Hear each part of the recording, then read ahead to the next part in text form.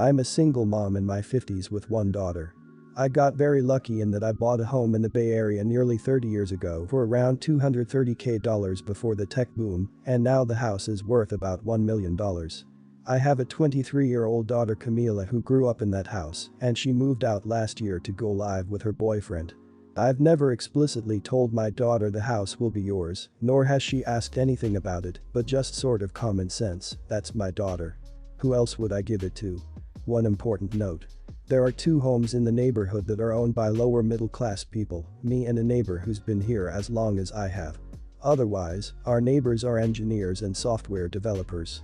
The Bay Area is simply unaffordable if you're not in tech. My daughter is a hairstylist. My fiancé Steven and I have been together for 2 years. He has 2 young children, elementary school, he has joint custody of whom I adore, and I'm excited to help raise them. Steven and I don't have a ton in the bank, so a prenup seems silly if it weren't for the house. I told him that I'm ready to combine finances and plan long-term with him, but I wanted a prenup agreement just for the house. It's a non-negotiable for me that my daughter inherits the house. He wasn't happy with this. He said that $1 million split 3 ways is enough for all 3 kids to get a head start in life. I disagree, I paid 80% of the mortgage by myself, and Camila is my only child. She can have her dream life, working as a hairstylist, living in the Bay Area with this house, but will be unhappy, have to move out to a less desirable area if it's split. I spoke to Camila about this, and she agrees that she should get the house and said she always planned on inheriting it, just like I always planned on giving it to her. Not the idiot. You have been with this man 2 years, and he is demanding that his kids receive an equal share of the home you paid for and raised your daughter in, decades before he even existed for you? That's absurd. If you're going to marry this man and merge finances with him, you need to speak to an attorney first and make sure your home will be followed if anything should happen. But first you should ask yourself if marriage and merging finances is something you really want to do with this person. Not the idiot.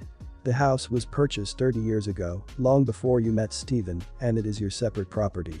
I would not add him to your house deed. I certainly would consult an attorney versed in estate law. I have my eyebrows raised that a fiancé of 2 years thinks his 2 children should get an equal share of your house that is your separate property and that you have paid the mortgage on for nearly 30 years. Please, protect yourself and contact an attorney. Also make sure you have a notarized will that is stored somewhere only your daughter can access it. Absolutely not the idiot. Go see a lawyer as soon as possible and make sure you protect your interest. Prenup, will, make sure your will is made in contemplation of your marriage, otherwise any will you have before marriage will be invalidated once you marry. Depending on your circumstances, transferring the home to your daughter and registering a life lease that you can remain in the home might be an option. A lawyer will give you all your options. What you don't want is a situation where you get married, pass away and your husband remarried, and your daughter gets nothing. My 17 parents got divorced 6 years ago. My mom quickly remarried, and my dad has been seeing his new girlfriend for nearly 2 years now. I now live at mom's house for 2 weeks, then switch over to dad's house for the next 2 weeks. My relationship with my mom has always been difficult. I always felt like my mom wished for a more girly daughter so we could do classical mother-daughter activities together, but I'm simply not that person my mom wants me to be. I've always been more tomboyish and been into sports, especially tennis since was a little girl, something my mom never truly understood or tried to be interested in. As a result, my mom and I never had the close mother-daughter relationship I feel like my mom wished for us to have. Now, my relationship with my dad has been the polar opposite. My dad and I always got along great, and I have always been a daddy's girl. But when my dad introduced me to his new girlfriend Julia, I instantly disliked her. My younger me thought she was stealing my dad from me. Here being relatively young, 27 when they began dating, and how I unfairly stereotyped her at first vapid pretty girl, certainly didn't make me like her either. But my younger me misjudged her, and she's honestly pretty great. She always supported me, showed an interest in my passions, showed up to my tennis matches, something my mom didn't bother to do, and has been a great person all around. I'm now ashamed to admit this, but I didn't recognize this until 3 months ago and have been acting pretty horrible towards her before that. The problem? Second, last weekend I had a tennis tournament where I got second place. For the second place, I won a spa day for me and a guest. I decided to invite Julia, my dad's girlfriend, to thank her for supporting me and for dealing with my horrible behavior. You don't believe how happy she was when I invited her. But when I returned to my mom's place on Sunday evening, my mom kind of assumed I would invite her as my guest for the spa day. She seemed to really look forward to it. When I awkwardly told her that I already invited Julia, she was disappointed and sad. Since then, she has acted downcast and moody, and we haven't really talked. I tried to explain the situation to her, but she won't listen. Now I feel horrible. I feel like really hurt my mom, and I feel like I chose Julia over her. Am I the idiot for inviting my dad's girlfriend over my mom to spend the day with me? No idiots here, but I can definitely see how this would have hurt your mother. You say she likes girly things and here's a girly thing, but you didn't want to share it with her. Sit down with your mom, tell her you noticed she's hurt and you did not intend that, you feel awful, and explain that you invited Julia as an apology of sorts to make up for being so awful to her for so long. Then let your mom know that you would really love to have a special mother-daughter spa day just with her. Not the idiot. She doesn't even show up to your tennis tournament and is sad you didn't invite her to a spa you won at the match. My mom also wouldn't bother to show up to my sports events. It hurt. As an adult, I've taken her to the spa and paid for it, and she won free gift certificates after and said she'd take me. She let them expire and never brought it up again. I finally asked what happened, and she admitted she let them expire and didn't want to talk about it. So I have to go with the people that actually care and make an effort that should feel appreciated. Not the idiot. I feel like people are forgetting the fact that OP won this during a tennis tournament, something that mom probably never bothered to show up for in the first place. Sure, mom feels bad about the fact that the one girly thing OP is going to do isn't with her, but I think she has to realize that effort in the relationship needs to go both ways. Dad's girlfriend showed up even though she didn't like tennis either, and in this case is being rewarded for her kindness to come to OP's events, along with the relationship she was willing to work for.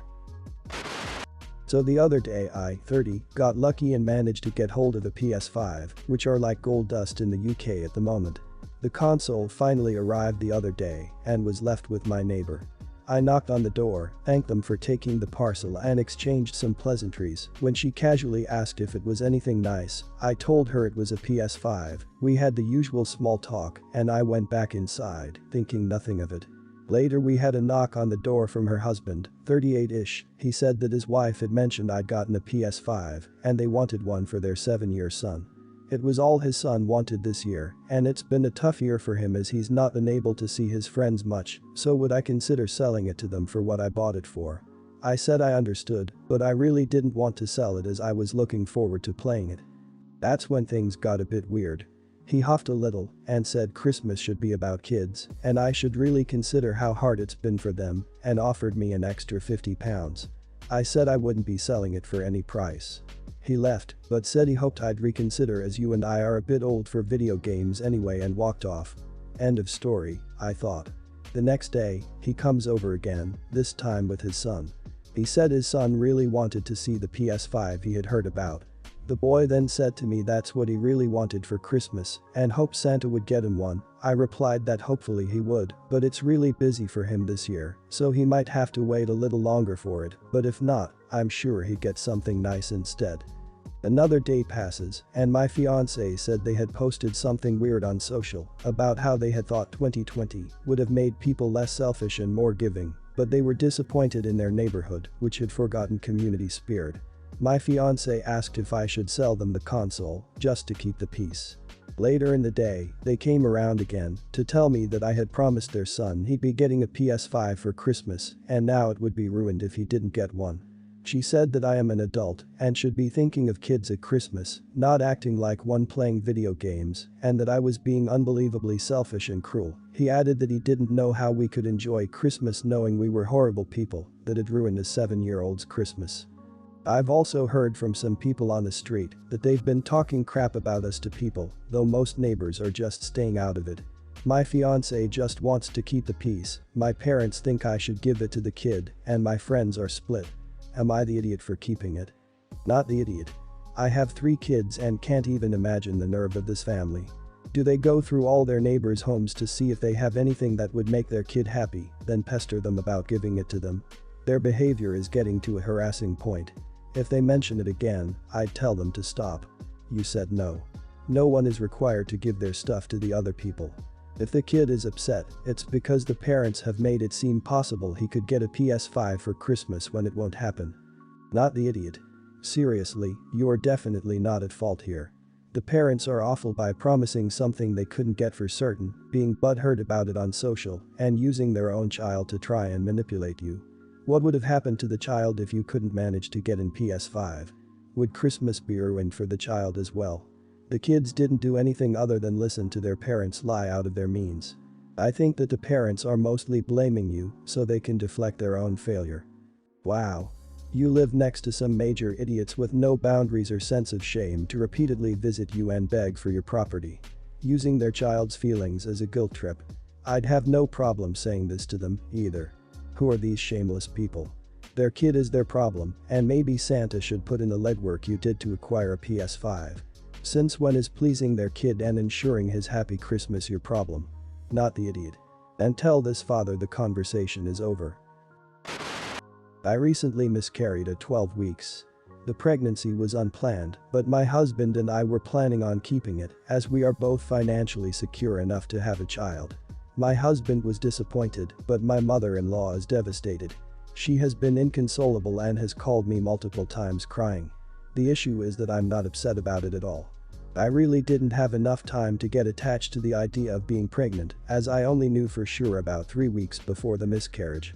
I've listened to her whenever she needs, but she can't understand why I'm not as upset as her.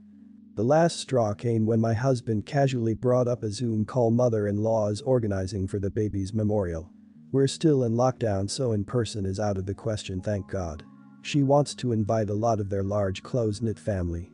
Hubby assumed that she'd talked to me about it and phoned her to tell her she needed to take a step back.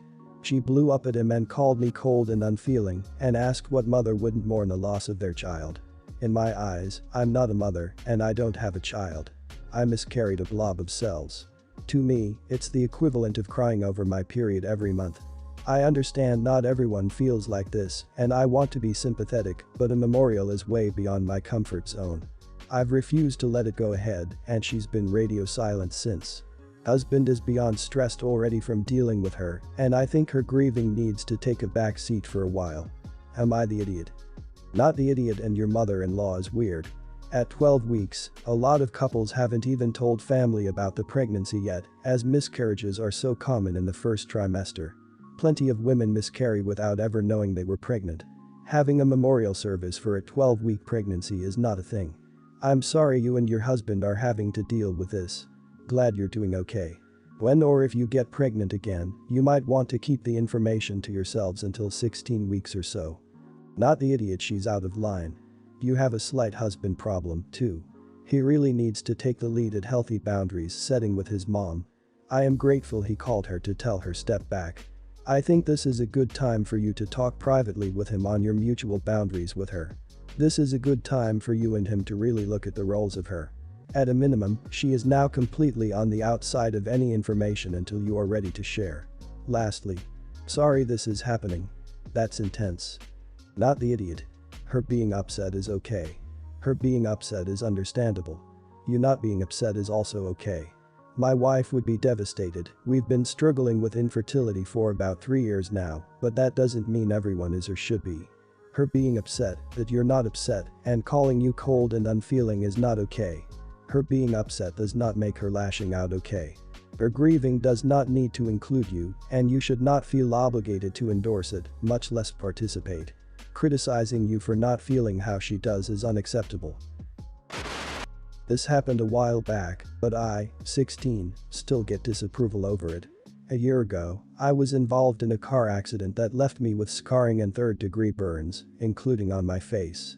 It's very noticeable, to the point where it draws people's attention when I'm in public. Getting used to it was really hard, but I got through it. Now, my family has an annual tradition of sending holiday cards to people. We always take the same photograph for the cards. The whole family gathered in front of the fireplace, waving and smiling. And we all sign the cards and sometimes add personalized messages. The problem came last year when my mom excitedly showed me how the card came out. I looked at myself and instantly saw that she must have photoshopped in my face from before my accident. There was no disfigurement at all. She asked me if I was happy with how it turned out.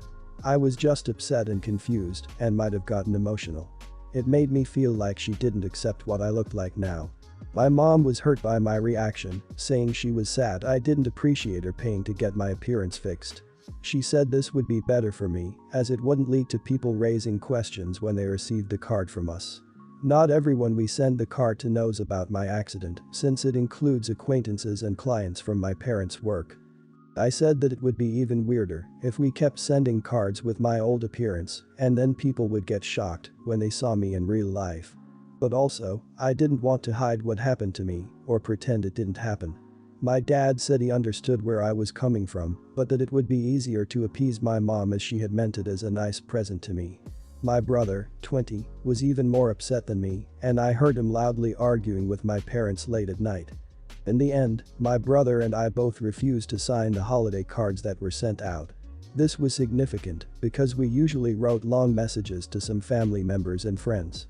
When the cards got sent out, I think it led to a lot of questions, though they didn't share the details with me.